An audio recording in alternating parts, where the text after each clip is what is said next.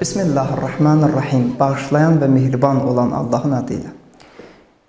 Dinimiz üçün ən önəmli mövzulardan biri və İslam dininin də öz nümayəndələrinə göstərişlərindən biri də insanların şükr edə bilən olmasının vacibliyidir.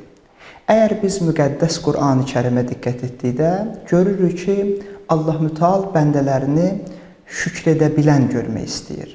Və Allah vermiş olduğu nemətlərin qarşılığında bəndələrindən ona təşəkkür, yəni şükr etmələrini tələb edir.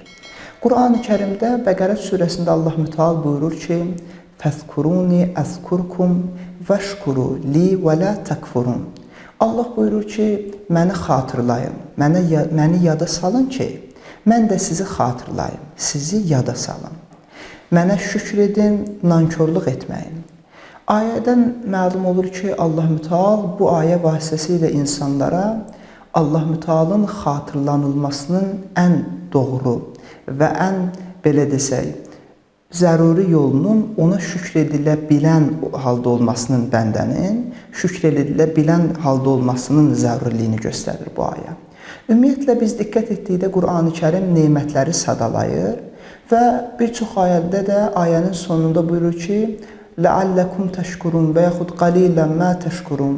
Allah Müteal buyurur ki, bu nemətlərin qarşılığında insanlara necə də az şükr edərsiniz. Əlbəttə, Allah Müteal ki, bu nemətləri bəndələr üçün sadalayır. Burada məqsəd o deyil ki, bəndələrə əstəğfirullah, bunun üçün minnət qoyur ki, mən sizə bu qədər nemət verdim. Xeyr, şükrün bizim həyatımızda əsaslı təsiri var. Bu təsir də ondan ibarətdir ki, biz diqqət etdikdə şükür birinci təsdiq deməkdir. Təsdiq dedikdə də anlamalı olduğumuz məfhum bundan ibarətdir ki, yəni mən əgər şükr edirəmsə, Allah Mütealın mənə vermiş olduğu nemətləri dəyərləndirmiş oluram. Özümün acizliyimi, mütləq qüdrət və qüdrət sahibinin və ümumilikdə Allah Mütealın nə dərəcədə bəndələrinə mehriban olmasının şəhadətini vermiş oluram. Bilməliyik ki, ümumilikdə Allah Müteal bəndələrindən şükr etməklərini istədikdə, əlbəttə ki, bunun ilk xeyri elə bəndələrədir. Amma təəssüf ki, bir çox insan öz həyatında şükr etməyi bacarmır. Biz bir çox zaman sadəcə Allah Mütealın bizə vermiş olduğu nemətlərə görə şükr edirik. Bəzənsə belə olmalıdır ki, biz Allahın bizə vermədiyi şeylərə görə də şükr etməliyik ki, bu özü də Allah Mütealın bizə bir qayğısıdır ki, bizə hər istədiyimizi vermir.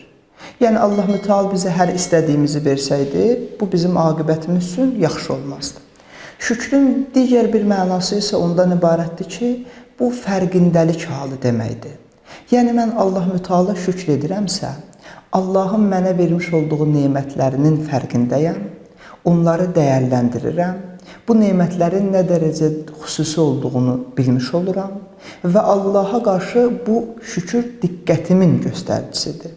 Əlbəttə, şükrün də iki növü var ki, bunun biri nəzəri, yəni sözlə edilən şükürdür.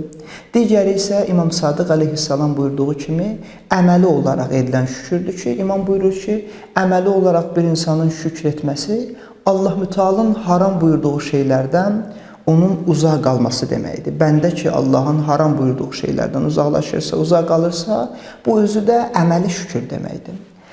Bir tərəfdən də bilməliyik ki, şükür insan həyatında ruzini, bərəkəti və ümumilikdə müsbət anları çoxaltmış olur. Bu barədə ona görə Həzrət Peyğəmbər buyurdu ki, "Mə fətahallahu alə abdin bəbə şükrin fəxəzənə anhu bəbə ziyadə." Həzrət Peyğəmbər sallallahu aleyhi və alihi və səlləm, Allah Mütealın salamı olsun ona və onun pak əhl-i beytinə, buyururdu ki, əgər Allah bir bəndənin üzünə şükr etmək qapısını açmış olsa, onun üzünə nemətin bolluq qapısını da bağlamaz. Yəni, bəndə şükr etdiyi halda Allah ona olan nemətlərini artırar. Səbəb də bundan ibarətdir ki, bizim şükr etməyimiz, şükr edə bilən olmağımız bizi nankörlükdən və naşükürlükdən uzaqlaşdırmış olur. Ona görə şükür məfhumu bu qədər önəmlidir. Hətta Əmirül-Müminin Həzrət Əli əleyhissalam buyururdu ki, nemətlərin nümunələri sizə çatanda şükrün azlığı ilə nemətin digər hissəsini özünüzdən uzaqlaşdırmayın. Həqiqətən də insanların bir çoxu qani olmağı və yetinməyi bacarmadığı üçün Allah Mütealın onlara verdiyi nemətləri dəyərləndirmir, onun şükrünü etmir, amma bununla yanaşı daha çoxunu istəyir, amma Allahın verdiklərinə şükr eləmir. Allah da bəndələrini şükür etməklərinə görə dəyərləndirir.